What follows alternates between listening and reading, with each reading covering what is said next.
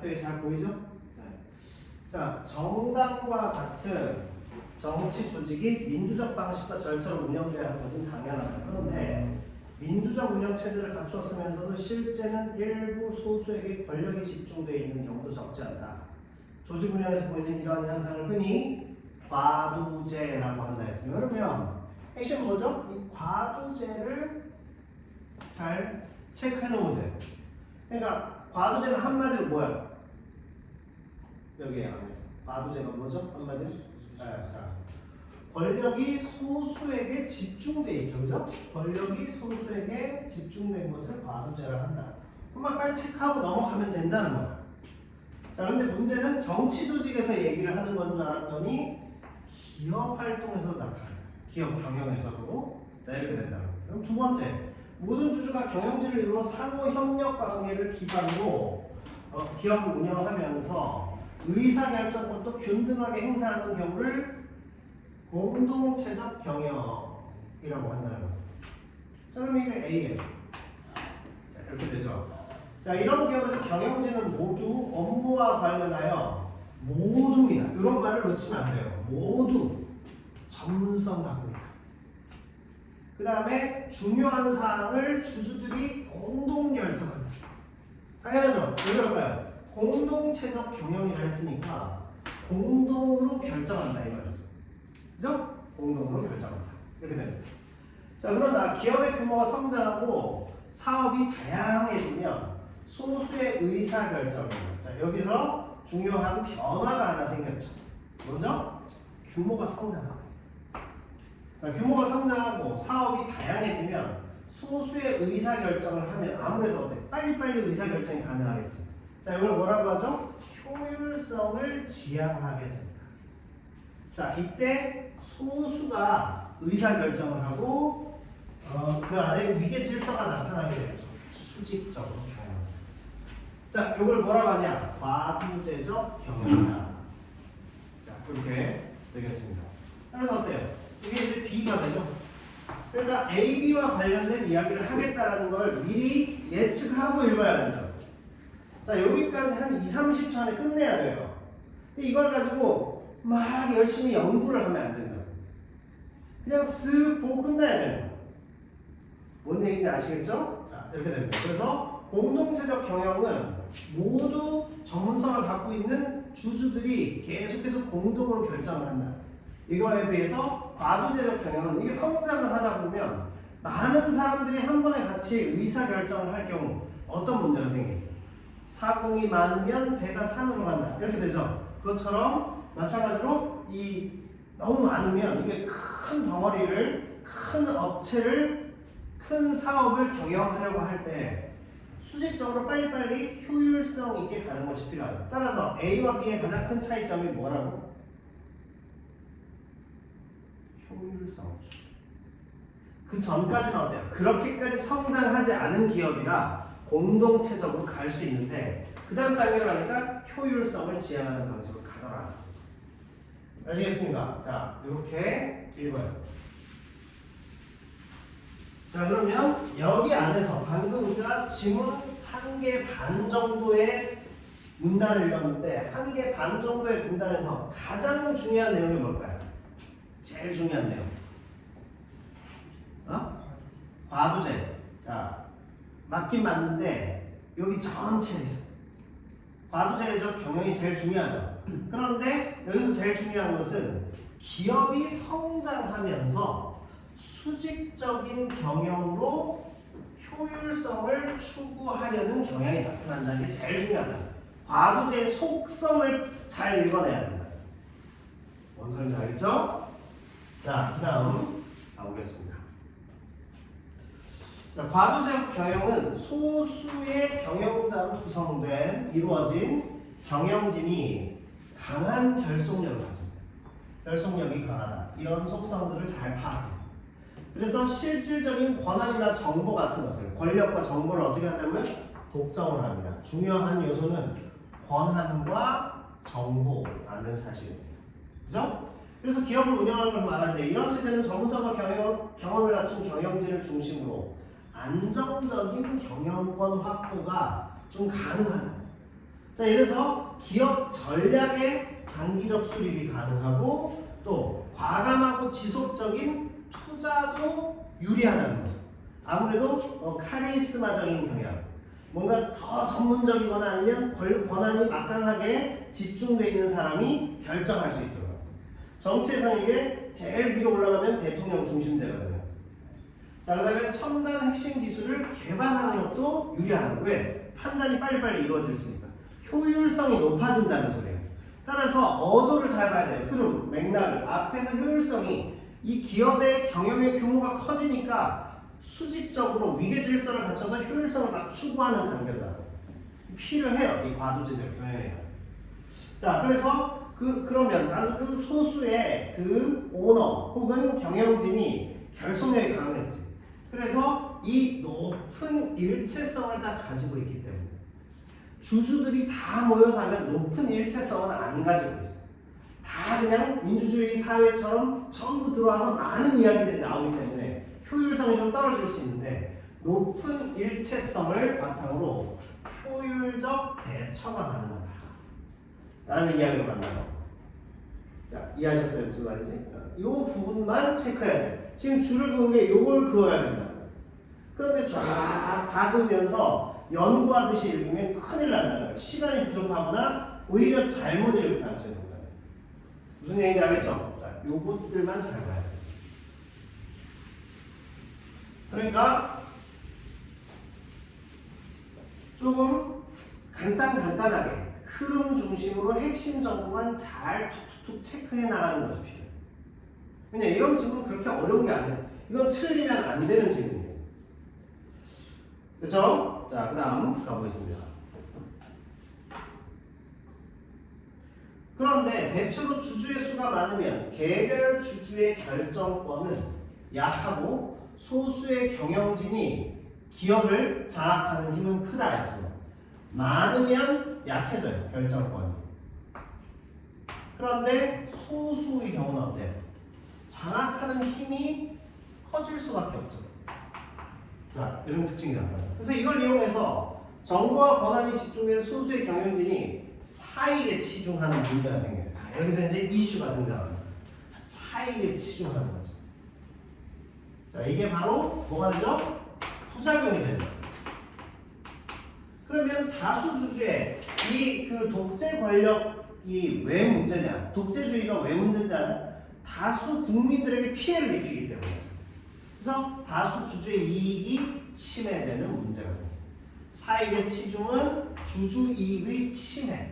자, 이것을 폐해라고 하죠. 그래서 사실 폐해를 잘 확인을 해야 돼요. 자, 경영사 효과를 실제보다 부풀려요. 투자 유치. 그러니까 어때? 부풀렸기 때문에 결과적으로 그만큼의 실적이 안 나오면 투자한 사람들은 손실을 입게 돼요. 자, 그래서 회복하기 어려운 손해를 입게 돼요. 또 기업 운영에 중대한 영향을 미치는 주요 정보들을 뭐한다? 은폐해. 그 다음에 경영 상황을 어떻게 한다고요? 조작합니다. 그러니까 불법적인 일을 저지르는 거죠. 그죠? 독재 권력도 마찬가지야. 처음에는 뭔가 카리스마적으로 장악해서 열심히 해보려고 해. 그런데 시간이 지나면 지날수록 이렇게 변질됩니다. 이게 가장 큰 문제. 그래서 기업 가치 자체에 심각한 타격을 준다 했습니다. 자, 여기에 핵심은 뭐냐면 폐해예요. 사익에 치중을 하는 자기 경제적인 이익에 집중하는 거예요.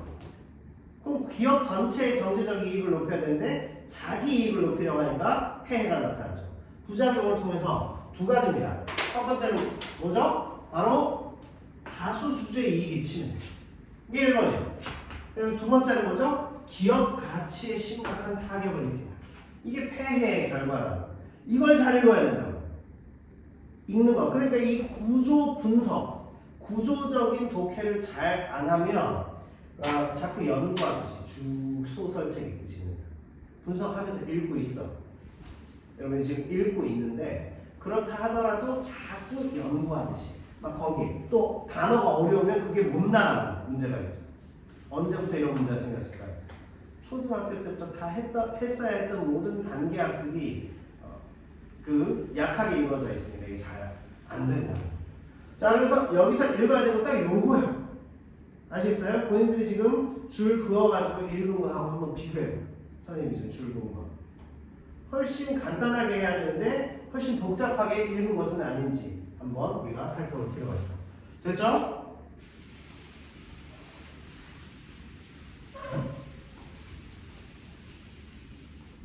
틀리지 않았으면 이걸 안 넘어가려고 했는데 틀렸기 때문에 이걸 설명하는 거. 이걸 안 하려고 했는데 설명하고 있는 거예요.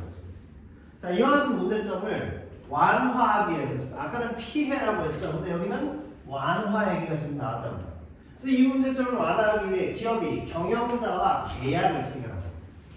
자, 이 경영자는 전문 경영인 같은 거죠. CEO 같은 거와 계약을 체결해요. 그래서 고용한 경영진, 전문 경영진이죠. 자, 그래서 완화책이 뭐냐? 해결책이니 경제적 이익을 동기로 부여하는 거예요. 그래서 당신이 이 기업을 잘 운영하면 그만큼의 인센티브 주겠다. 그죠? 어떤 인센티브냐? 예를 들어 하겠습니다. 예시로 이걸 보여주죠. 자, 이 예시를 통해서 일정 수량의 주식을 계약 시 정한 가격으로 미래에 매수할 수 있도록 하는 것이 뭐냐면 스톡 옵션입니다. 그죠? 스톡 옵션을 통해서 살 수 있는 권리가 내가 이 주식을 1,000원에 살 수 있는 권리를 준다. 그런데 몇 년 뒤에 보니까 이 우리 회사 주식이 7만 원이 돼 있어요. 7만 원짜리 주식을 1,000원에 살 수 있어요. 그런데 몇 주냐? 100만 주, 200만 주를 살 수 있게 줘. 그러면 7만 원 곱하기 200만 주면 어떻게 되나요? 뭐 1,400억, 140억 이렇게 되는 거죠. 그 돈 얼마 투자하고는 140억 막 이렇게 합니다. 그죠? 네. 자, 200 곱하기 1,400억. 어마어마한 돈이죠. 그죠? 만약에 예를 들어 그렇다. 1,000원짜리가 7만 원, 8만 원 되기가 어렵죠. 근데 그런 일이 일어나지 말라는 법은 없는 거죠. 열심히 투자하면 내가 막 돈 500억, 1,000억 생겨.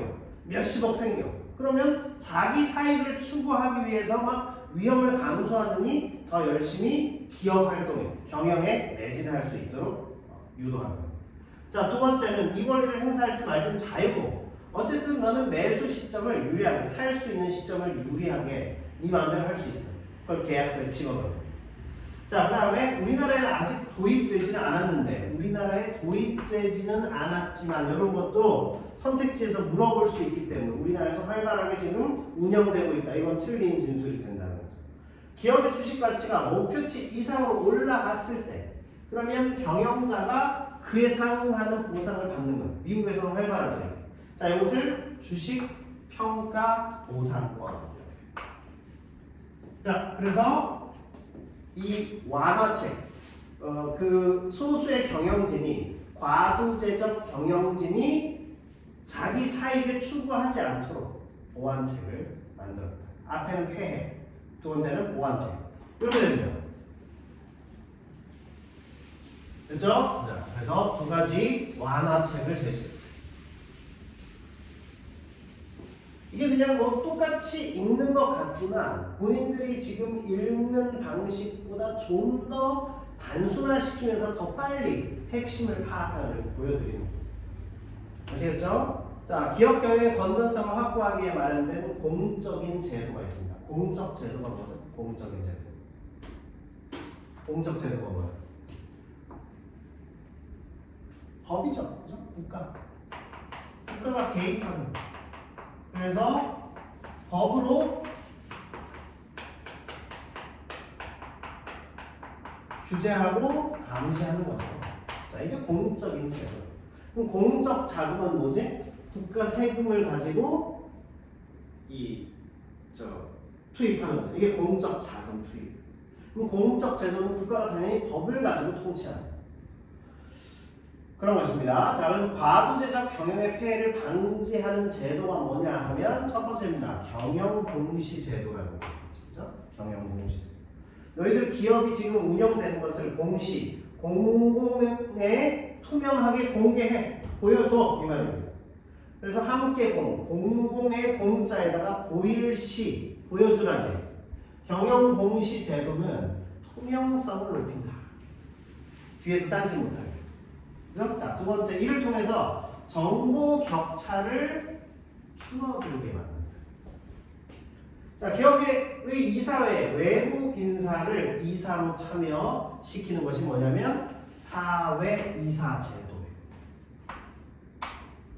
사회이사 제도. 그러니까 어때? 모니터링하죠. 감시와 견제가 가능하다. 왜? 결속력이 강하단 말이에요. 그러니까 외부의 사람을 객관적으로 딱 감시할 수 있는 사람을 도입한다. 그러면 그거 똑바로 하셔야죠. 이렇게 계속 감시를 할 수 있는. 됐죠? 자, 그래서 아까 A, B가 있었으니까 완화책 C와 D가 되는 거죠. 독단적인 의사결정을 견제함으로써 폐쇄적 경영으로 인한 지금 이 폐쇄적이죠. 바로 과부제의 문제점. 소수가 그 안에서 뭘 하는지 알 수 없어. 그러니까 주로 투명하게 뭘 자꾸 공개하라는 거예요. 자, 그래서 정보와 권한의 집중을 억제시킨다. 자, 그러면 여기서 핵심 뭐죠? 공적인 제도라는 거. 공적 제도로 정보와 권한의 집중을 억제하는 걸 법적으로 지금 규제하고 있다는 거죠. 이게 핵심이에요. 이렇게 읽으시면 지금 줄을 긋는 것까지도 눈에 잘 익혀놔야 돼. 쫙쫙 그으면서 읽으면 안 돼. 혹은 눈으로만 이렇게 쓱 봐도 안 돼요. 중간 정도 되는 거예요. 아시겠죠? 네.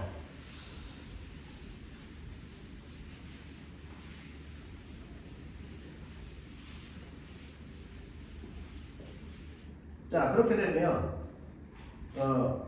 6번입니다. 윗글을 읽고 추론한 내용으로 적절하지 않은 것은 되겠습니다. 1번. 스탁 옵션의 권리를 가진 경영자는 주식 가격이 미리 정해놓은 것보다 하락하더라도 손실을 입지 않을 수 있다. 자, 하락하더라도 손실을 입지 않을 수 있다. 어때?